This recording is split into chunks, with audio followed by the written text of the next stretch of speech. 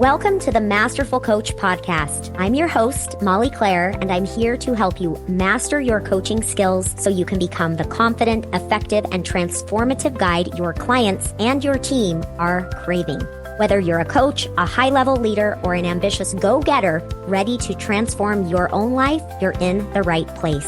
On this podcast, we dive deep into the skills, mindset, and strategies that make the biggest difference when it comes to your coaching, your business, and your impact. And we do all of it while making sure that you're building a life and business that truly fits you. Let's go ahead and get started with this week's episode. Hello, everyone. I am thrilled to bring my guest today, Candy, who is a business coach who specializes in empowering intelligent professionals to launch and grow a successful coaching business. I'm going to tell you a little bit more about her, but welcome to the show, Candy. Oh, thank you for having me. I'm really looking forward to the conversation.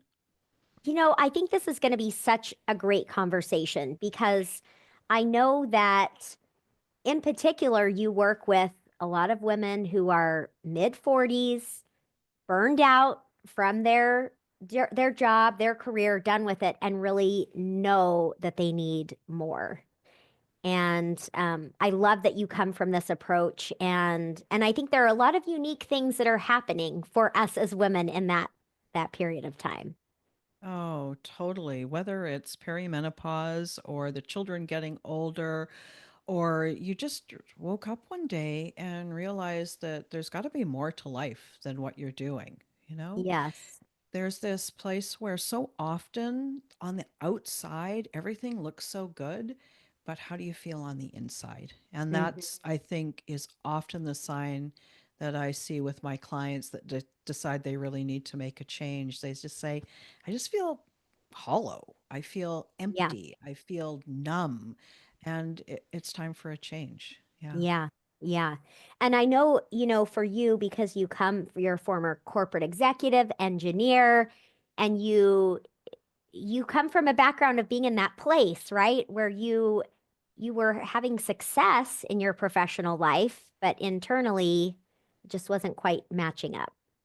Exactly. Yeah. Yeah. And I think that it's pretty common. So I was like many people, every new promotion that was added, every bonus, every stretch assignment, sure, I was all in. I would just take it. I kept thinking that doing more, having more was going to give me the meaningful life.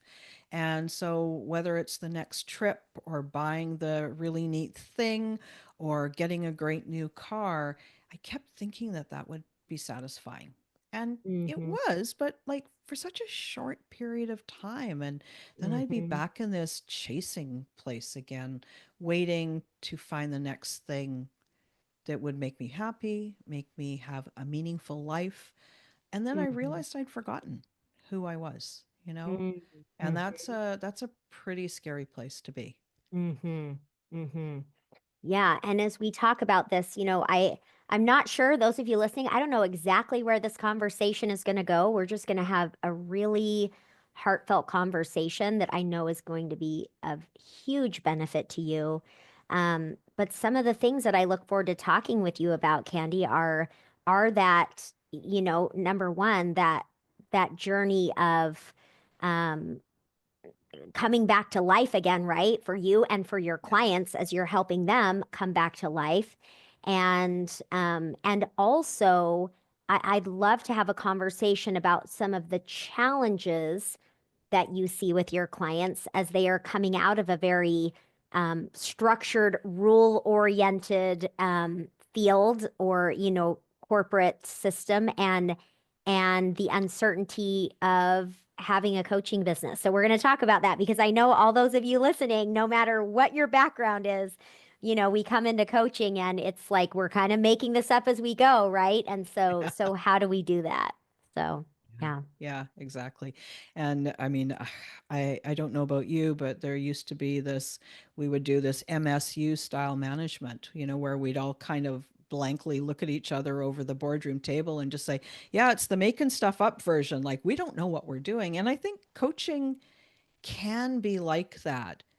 But it doesn't have to feel like that from a frantic perspective. It can feel like that from a creative perspective. I am creating, I am making things up because I'm creating new things. Yes, yes. So let's talk a little bit about, first of all, those of you listening, how many of you can relate to being here right now as you're building your coaching business, listening to this podcast, because you also realized that you wanted something more. You were craving more. You weren't feeling really alive in your life. If you relate to this to any degree, that's what we're going to talk about. And so, Candy, talk a little bit about when your clients come to you. What are some of the signs that they really are ready to make this change? Like, what are they experiencing in their life that is an indication that they need to be serious about making this change? Yeah. So I see two rough groups of people. Um, every individual is a complete unique individual, but there's sort of Mm-hmm. these two groupings. Sometimes people come to me because they want true personal development life coaching. And Mm-hmm. then once they start on that path, they realize how much they enjoy these kinds of coaching conversations. They start Yeah. to read more, they start to take more workshops, and they start to see the growth in themselves. And that growth is magnetic, like it's really something that pulls them forward. And so Yes. those people often will come to me after a couple of months and say, gosh, I love this. I really want to do this too. And so that's the first group. The second group are the people who are already on that path of searching for something different. They Mm-hmm. already know something doesn't feel quite right in their life, and they might have looked at a few different things so far, but they're just not exactly sure what the thing that they want is. So they're already in searching mode. So the Mm-hmm. way I love to describe them is we've got like the seekers, the second group is the seekers, Mm-hmm. and Mm-hmm. the first group are the people who are kind of waking up. And so those are Mm-hmm. the way that I see them come into becoming a coach. Mm-hmm. Mm-hmm. And as you were talking, I was thinking about you using this word creativity, right? And talking about, yes, all of us as coaches, we are in a sense making this path up as we go, right? We all choose how we deliver our coaching. We all have a certain style of coaching. We learn, so we truly are creating the path. And when you talked about that creativity piece, what came to mind for me is that the creativity that that we bring as coaches is, I think, part of what can bring us back to life, right? If we've been in a career or living a life where we're just following the plan, checking the boxes, and trying to hit these markers of success, oftentimes we lose that creative piece. And I kind of think that is one piece of what helps us come alive. But what are your thoughts about that? Yeah, I like this conversation and I like the kind of the question around it. Creativity is, to put a point on it, it's a divine act, right? Like you think Mhm. of, I mean, you work with a lot of women, I work with a lot of women. This idea of creativity, of growing a child, growing a Mhm. child and birthing our children. There is a creativity there. A new idea is a creative idea. A new project is a creative project. And Mm. because I believe that there is an alignment between creativity and our connection with the divine, it allows us to get closer to who we really are. And so Mhm. when we start on the creative path, there's an element of play and curiosity. And I don't Mhm. exactly know what's going to happen here, but that there's a little spark that happens. Mhm. And then we're on the roll, right? Like what do you feel? Yes, yes. I mean, as you're talking, anyone who can't see I know some people are just listening and can't see the video, but it's like as Candy's talking, my eyes are just lighting up. It's like, Yeah. yes, that's what it is. Because I think over time, too many of us become less connected to our creativity because we downplay the importance of it. But there is an aliveness in our creativity. Our creativity is truly, I love the way you said that. It is connection to, this isn't exactly how you said it, but I'm doing my best to say it again. Our creativity is connected to the divine within us and really brings to light more of who we are, which is just such a powerful thing, right? It's that spiritual piece that comes in through creativity. Yeah, very much. Um, when I when I'm working with the people who are the ones that are feeling discontented with their life, I'll often ask them to go back and do the simple creative things that they would have done when they were a child. I'm not Mm-hmm. asking them to go to the what did you want to be when you grow up? It's not that, but it's like, did you love coloring or did you love doing, yarn crafts or something like that? Just go and do it for a little bit and just sort of allow yourself that sort of the luxury of doing the little fun thing that doesn't have an overt purpose. It doesn't have some great measure that we need to get to, but just go and color for a little bit, or knit Mm-hmm. for a little bit, or do something that's fun where you're actually making something. I wish I could think of a synonym for the word Mm-hmm. creative, but it's like Mm-hmm. there's this bringing something new into being, Yes. Yes. right? And even as you were talking, my mind kind of went to even just allowing space for play, right? Because what came to mind, and I'm trying to think of, okay, what am I creating when I do this? But something I love, I love to go to the rock climbing gym. It's one of my favorite things to do. And every time I start turning it into achievement or thinking I need to learn all these extra skills, it just ruins it for me. But what I love, just yesterday, I went over to the climbing gym in the afternoon and I feel like a kid, right? And I'm just determined and I'm rushing up the wall and there is something about creating that space to do something that we just enjoy, that we just love. And so there's a creativity even in the play, right? Yes. Well, Yeah. and yeah, they're a little bit synonymous. They're a slightly different side of a coin, but Mm-hmm. they're the same coin, Mm-hmm. right? Mm-hmm. Yeah, and I did something very similar. I've kind of put it to the side for now, but for me, when I was going through a heavy burnout time, I took up dance as an Mm-hmm. adult, and that was my space. Like Mm-hmm. the movement combined with the music and the intense focus. And I'm wondering if that happens with you in the rock climbing too.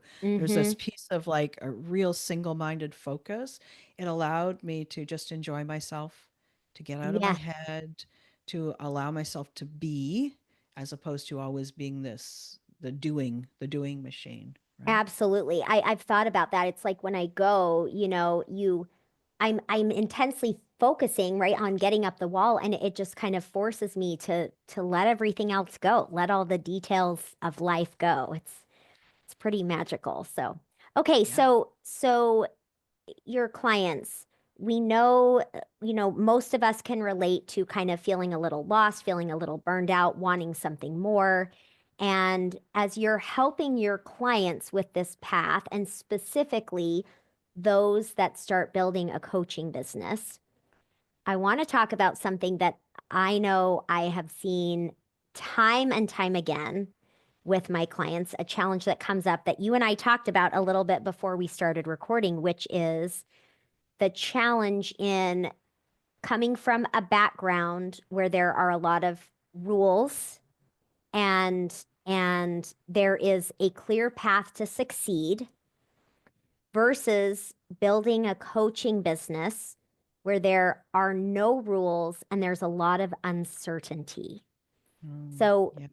let's talk about that. Either what do you see or Or how do you support your clients in making that shift? So it's interesting because as you're describing this to me, Molly, I'm seeing the connection between creativity and building a coaching business, right? Hmm. So as you described the rock climbing experience where you're trying to really grit and, be tough and do this thing with it and get competitive, and how that shut down your brain and shuts down that flow. And I think that that is how we are trained in school. We need to know how to add before we learn how to multiply. We need to know how to multiply before we can do calculus and all of these things.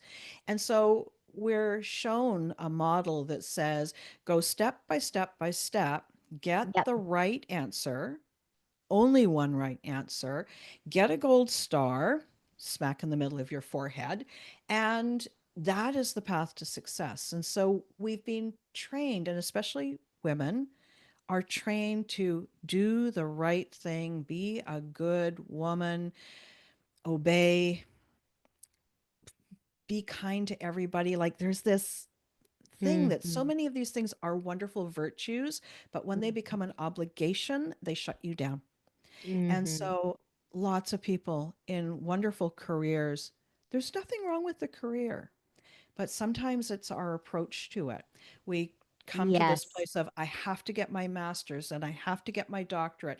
I have to do these things and I have to be a partner by the time I'm 35. Like all of these must do's really shuts the joy out of your life. And when you shut the joy out, creativity is gone, stress rises, and all of that stuff. So Hmm. then we take those individuals who have been told that the way to success is step by step. And frankly, it freaks them out because now there is no Absolutely. step. Now, and Yeah. so it's not just that there's no step, but you've taken their frame of reference of what is real in the world and Yes, thrown it on its head, right? that's right. That's right. So they're lost.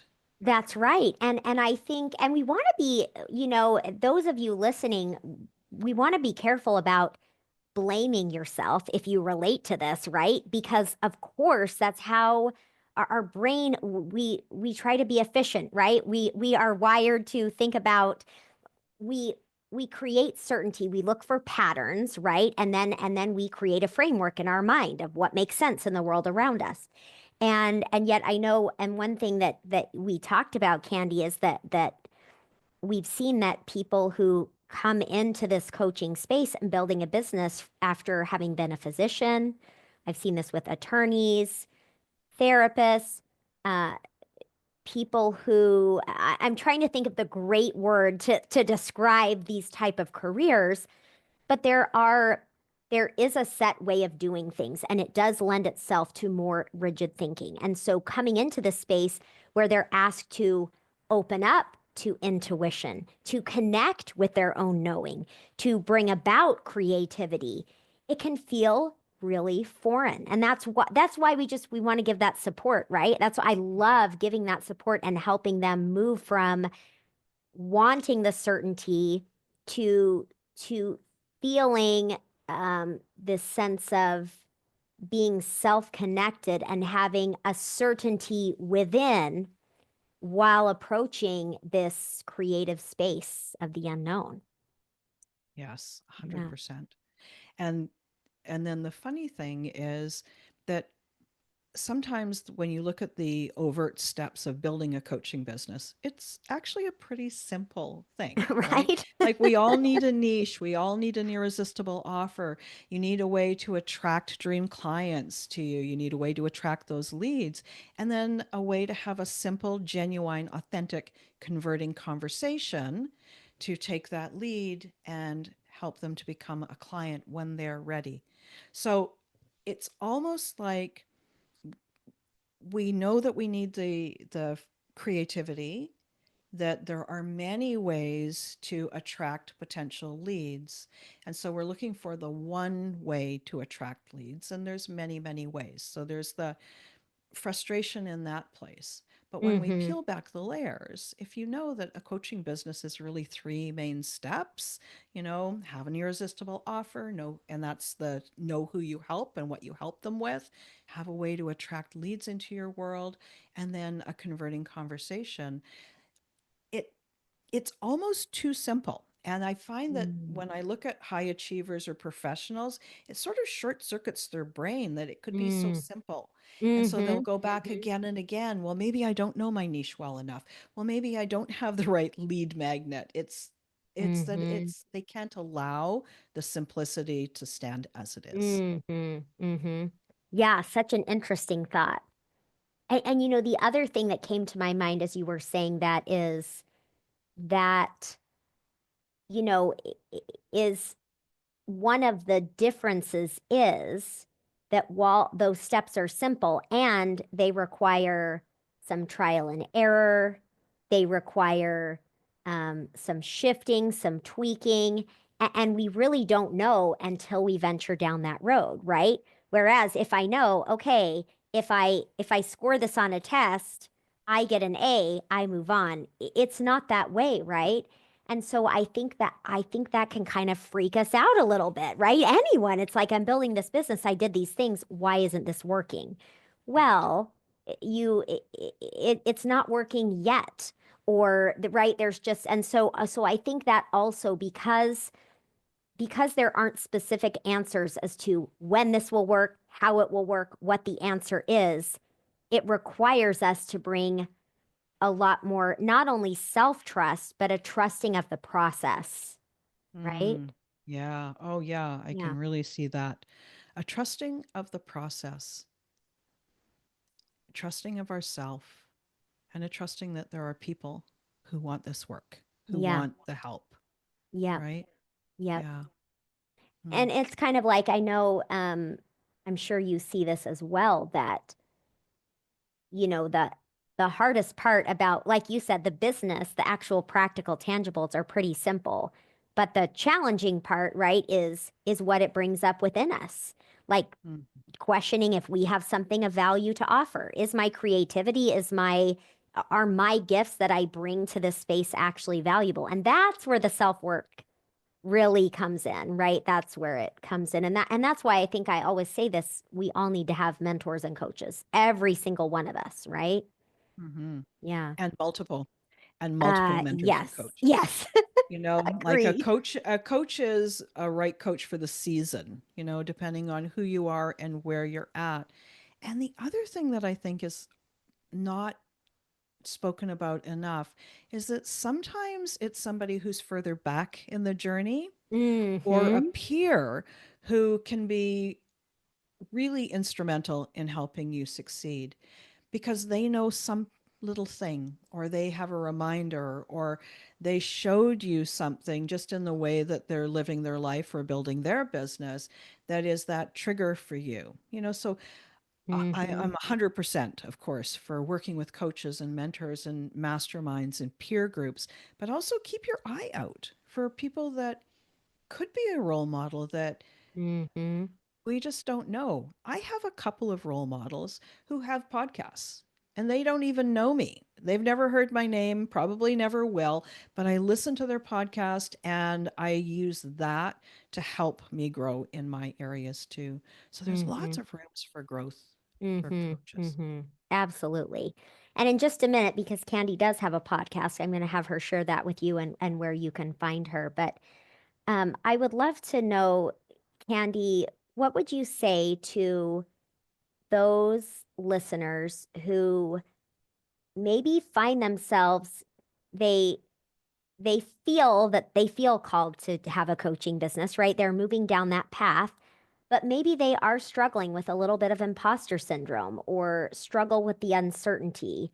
Um, and of course I speak about these things, but I'd love to know what would your take on this be? What would your advice and guidance be from your where you stand? Yeah, and I was just looking this up. There was this lovely quote that really stuck with me. So, imposter syndrome is something that we will probably all of us experience at some time. They do say 70% of the world experiences it. It is not women only. Many men are affected by imposter syndrome as well. What I've noticed is for me is it helps if I'm not all stuck in my head and I'm Hmm. not thinking about how I'm feeling or what somebody might think about what I said. But when I think about the other person and the person that I'm helping and the potential client and who needs to hear something. And so I read this a couple of days ago and it really stuck with me, and maybe it'll stick with others that are listening too. And thinking of this in the actual terms of imposter syndrome. So it says this, it's by a fellow by the name of Corey Muscara. He is a former monk and he sends out these lovely texts every day. It said, when you're aligned, effort feels like devotion. Hard work is purposeful, energizing, and fulfilling when it's in service to a deeper knowing. And I found that to be really helpful when I think about imposter syndrome, because I remember when I'm doing the aligned work that I am meant to do on the world, on the planet at this time, I know when I feel aligned, and then I allow that to feel like a devotion to my clients. And Hmm. I can never get stuck in my head when I'm focused on the difference that I can make in the world. Yeah. So beautiful. So beautiful. Um, I love that. As coaches, I really, really just believe in my heart of hearts that we have such important work to do in supporting each other as human beings. And I love that thought. It's true. When we can stay connected with serving and helping, it feels good to be in that place, and there's an ease about it, right? Mhm. Because it does remove our thoughts about ourselves and insecurities. So, Yeah, yeah. exactly. Yeah. Well, what a fantastic conversation. So, Candy has a podcast, and tell everyone about that and where they can find out more about you. And that is the easiest way to find out more about me. I have a podcast. It's been around for a few years and it's called She Coaches Coaches. And on there, you're going to find interviews. You'll find solo episodes. I have some little sound bites on there. And over the summer, in the coming months, I'll be doing some live coaching. You'll be hearing some live snippets. It feels like a Awesome. little bit of a free fall doing live coaching, but it's going to be fun. So it's called She So fun. Coaches Coaches, and that's the easiest way to find out more about me and to come into my world. Awesome. Thank you so much for sharing your wisdom and for such a great conversation. Oh, thank you, Molly. Really appreciate you having me on the show. So good to have Candy here. Thank you so much to all of you. And just truly remember to stay connected with why you are here as a coach and how, we can be of service to others, and sure makes a big difference. So, all right, I'll talk with you all next week. That's it for today's episode of the Masterful Coach podcast. If you found this valuable, make sure to subscribe so you never miss an episode. And if you'd take a moment to leave a review, I would truly appreciate it. It helps more coaches and leaders find this podcast so they can grow right alongside us. Make sure to check out www.mollyclaire.com for the latest offerings in advanced trainings and coaching mastery. Thanks for listening, and I'll talk with you next week.